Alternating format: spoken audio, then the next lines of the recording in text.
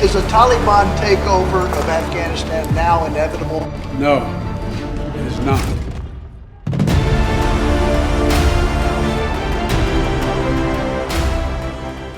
बिस्मिल्लाहिर्रहमानिर्रहीम, अस्सलाम वालेकुम। आप देख रहे हैं व्यूज़ मैटर। मैं हूं मुर्तज़ा डार। दोस्तों, अगर ये कहा जाए कि जहां पर अमेरिका वहां पर इसराइल, या जहां पर इसराइल वहां पर अमेरिका, तो ये बात कहना गलत नहीं होगा। इसमें कोई अचंभे या हैरानगी की बात नहीं है। अफ़गानिस्तान के अंदर अमेरिका 20 साल रह कर गया है। अब इन 20 सालों में एक चश्मकुशा रिपोर्ट सामने आई है। हैरान कुन बहुत सारी चीज़ें सामने आती हैं, लेकिन जब डॉट्स कनेक्ट करते हैं ना तो क्लैरिटी हो जाती है। फिर ये रिपोर्ट्स या ऐसी इंकशाफात जो है सिर्फ उसी चीज़ के ऊपर एक सबूत के तौर पे या उसको सीमेंट करने के तौर पे सामने आते हैं। बहरहाल इन 20 सालों में इसराइल अफ़गानिस्तान के अंदर मौजूद रहा है। इसराइल की मौजूदगी का ऐलान, ज़िक्र, स्टेटमेंट कभी भी नहीं आई। अमेरिका और उसके इत्तेहादी ममालिक का जिक्र हमने सुना, जिसमें बरतानिया, ऑस्ट्रेलिया, कनाडा और दीगर ममालिक हैं जो इसका हिस्सा रहे, आते रहे, अपनी खिदमात अमेरिका को देते रहे और उसके बाद जाते रहे। इसराइल का आज तक जिक्र नहीं हुआ। ईरान ने सिर्फ एक दफ़ा कंसर्न शो किया था कि इसराइली प्रेजेंस अफ़गानिस्तान के अंदर मौजूद है, और उसके बाद बिल्कुल किसी ने आज तक कोई जिक्र नहीं किया। तो ये बात आज हकीकत के तौर पे सामने आ गई है। आज का दिन जो है वो बहुत सारे राज जो है वो अफशां हो रहे हैं। एक और वीडियो है हमारी, इसके अंदर भी बड़ी इन्फॉर्मेटिव चीज़ें हैं, वो भी आपके साथ शेयर करेंगे। लेकिन अभी इस पर थोड़ा सा मैं फोकस रहना चाहता हूँ। रिपोर्ट ये कहती है कि इन 20 सालों में 2 मुख्तलिफ़ तरीके हैं जिससे इसराइल ने ऑपरेट किया अफ़गानिस्तान के अंदर। एक, उसने लॉजिस्टिक्स जो आर्मी को दिए और मुख्तलिफ़ कोलिजन आर्मीज़ को दिए वहाँ पे, और वहाँ से उसने बहुत सारा तरीका था जिससे उसने मनूवरिंग की और वहाँ से उसने पेनिट्रेशन की। दूसरा था कि ग्राउंड पर उसके दस्ते मौजूद थे, जिससे उसने और बहुत सारे अहदाफ हैं जो हासिल किए। मैं आपको ये बताऊँगा कि ये अहदाफ कौन से थे और ये किस तरह उसने इन्फॉर्मेशन गैदरिंग की और किस तरह उसने सारी मालूमात और सारे ऑपरेशन को लीड किया और क्या अचीव किया। और अब उसके चले जाने के बाद ये भी एक प्लान का हिस्सा है। ये तमाम वेपन्स तालिबान के कंट्रोल में, और तालिबान क्या करने जा रहे हैं उनके साथ। डिटेल में इस स्टोरी का आगाज़ करते हैं। अगर आपने हमारे चैनल को सब्सक्राइब नहीं किया तो आप कर लीजिए, ताकि ऐसी मज़ीद स्टोरीज़ आप तक बर वक्त पहुँच सके। डिटेल इस रिपोर्ट की ये कहती है कि तालिबान ने 4 चीज़ें हैं जिसके अंदर ऑपरेट किया। पहली चीज़, ड्रोन फैसिलिटी दी उसने। दुनिया में 3 ममालिक हैं जिनके ड्रोन बहुत अच्छे तस्वुर किए जाते हैं, जिसमें अमेरिका, इसराइल और ईरान है। और इन तीनों ममालिक के ड्रोन्स और इनकी टेक्नोलॉजीज़ जो है वो आपस में मुकाबले में रहती हैं। इसराइल ड्रोन दुनिया के बहुत सारे ममालिक को देता, एक्सपोर्ट करता है, लेकिन उसके ड्रोन इस हद तक इक्विप्ड हैं कि वो बहुत सारे मेगा और ग्रैंड ऑपरेशंस एक ड्रोन के ज़रिए कर लेता है। वहाँ पर जितनी फोर्सेस मौजूद थी अमरीकी या अमेरिका की इत्तेहादी फ़ौजें अफ़गानिस्तान में, इन तमाम को उसने ड्रोन टेक्नोलॉजी दी।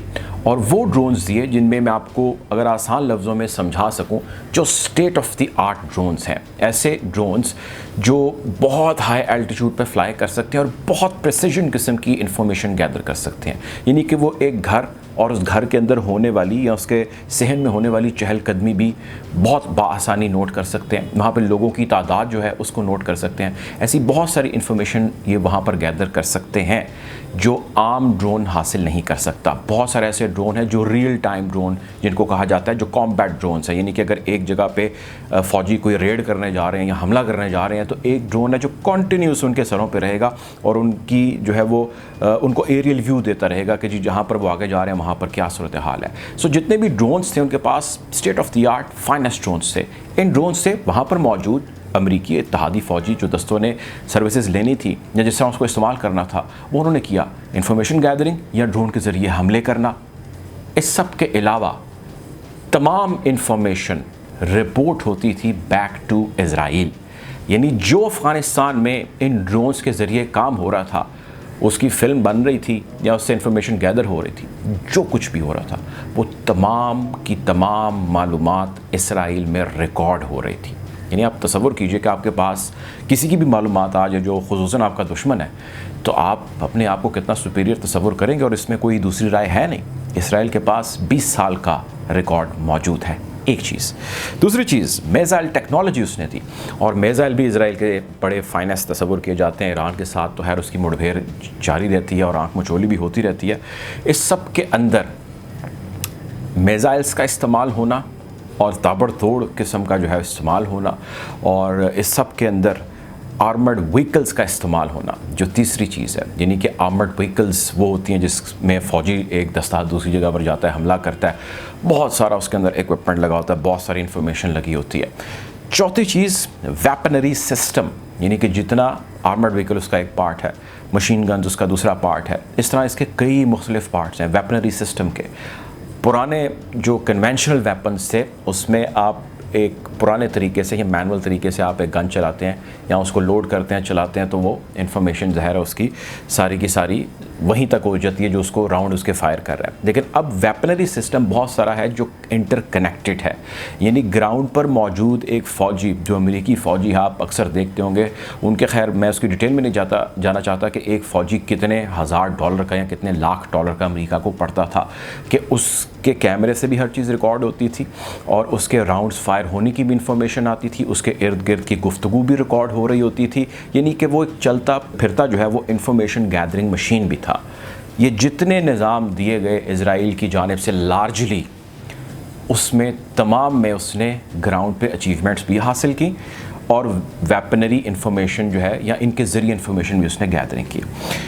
अगली चीज़ ये कि उसने ग्राउंड पर ऑपरेशंस किए, और वो ऑपरेशंस क्या किए, यहाँ पर एक रिपोर्ट जो ये आई है इसके मुताबिक इसराइली दस्ते आए और 20 सालों में मुख्तलिफ औकात कार में आए और आके उन्होंने 2 जगहों पे काम किया। एक तो वहाँ पर इसराइल की और भारत की कुछ इंस्टॉलेशंस हैं, खुफिया इंस्टॉलेशंस, उसकी उन्होंने निगरानी की और उसकी अपग्रेडेशंस की और उसके पास किसी को फड़कने नहीं दिया, under the cover of United states. दूसरा ये कि जो बॉर्डरिंग एरिया है ईरान के साथ, अफ़गानिस्तान का second largest border is with Iran, वहाँ पे तकरीबन 75 किलोमीटर के फासले पे हेरात में जहाँ पे कैंप था, जहाँ पे बेस थी अमेरिका की, वहाँ पे ये मुकीम रहे, उस एरिया में ये ऑपरेशंस करते रहे, ईरान से मुतालिक बहुत सारी इंफॉर्मेशन मालूमात गैदर करते रहे over a course of many years, और 2017 में भी ग्रैंड ऑपरेशन इंटेलिजेंस के इन्होंने किए और तमाम यहाँ से मालूमात हासिल करके about Afghanistan, people operating in Afghanistan, countries operating in Afghanistan, third parties जो अफ़गानिस्तान में ऑपरेट कर रही हैं, वो what ever was happening in Afghanistan, वो मालूमात आज इसराइल के पास है और इसराइल उसमें अपने मल्टीपल ऑब्जेक्टिव्स अचीव करता है, जिसका एक ऑब्जेक्टिव ईरान से ली गई मालूमात या ईरान के बारे में ली गई मालूमात थी और उसके मुताबिक उस पर पॉलिसी साजी या कॉम्बैट ऑपरेशंस की तैयारी थी। अब with a decided plan America यहाँ से चला जाता है और जो कयास यहाँ पर क्रिएट है इस वक्त अफ़गानिस्तान में, ये मेरी राय है, मेरा एनालिसिस है कि ये वो है जो डिलिबरेटली अमेरिका करके जा रहा है। वो चाहता है कि यूँ सूरत हाल हो, बिल्कुल उसको नाकामी नहीं हुई, वो यहाँ से बहुत सारे अहदाफ हैं जो हासिल करके गया है, उन अहदाफ की कॉन्टीन्यूटी अभी जारी है। आप अहदाफ मौजूदगी में भी हासिल करते हैं और आपके चले जाने के बाद भी अगर हासिल होते रहें तो ये विन विन सिचुएशन है। इस विन विन सिचुएशन को पाकिस्तान और उसके इत्तेहादी कॉम्बैट कर रहे हैं, हर मुमकिन कोशिश कर रहे हैं, बुरुएकार लाएँ, काफ़ी कामयाब भी हो रहे हैं, लेकिन लार्जली चीज़ें तालिबान पर डिपेंड करती हैं। ये आपको मैंने इस वीडियो में अभी ऊपर जितनी भी इंफॉर्मेशन इससे पहले बताई, जो मैंने आपसे शेयर की है, equipment, drones, missiles, weaponry system, armoured vehicles, ये तमाम की तमाम इस वक्त तालिबान के पास है। तो आप तसव्वुर करें कि तालिबान के पास इतना state of the art equipment, इतना महंगा ट्रिलियंस ऑफ डॉलर का इक्विपमेंट, क्या क्यों कोई मुल्क यूं ही छोड़कर चला जाएगा जब उसको पता हो कि इन डेट्स में हमारा इनखला होना है? क्या अमेरिका या इसराइल यूं ही छोड़कर चला जाएगा? कतई तौर पे यूं छोड़ के नहीं जाएगा। With due reason, with certain, with specific reason ये दिए गए हैं तालिबान को to do surveillance against China, to do surveillance on China, on Iran, China. ये 2 बड़े अहदाफ हैं जो अमेरिका, उसके इत्तेहादी और इसराइल इस खित्ते से अचीव करना चाहते हैं। अचीव से मुराद ये कि उनको डैमेजेस पहुंचाना चाहते हैं और ये उसकी एक कड़ी है, एक लड़ी है। ऐसी बहुत सारी चीज़ें हैं जो अभी आने वाले वक्त में हमारे सामने आएंगी।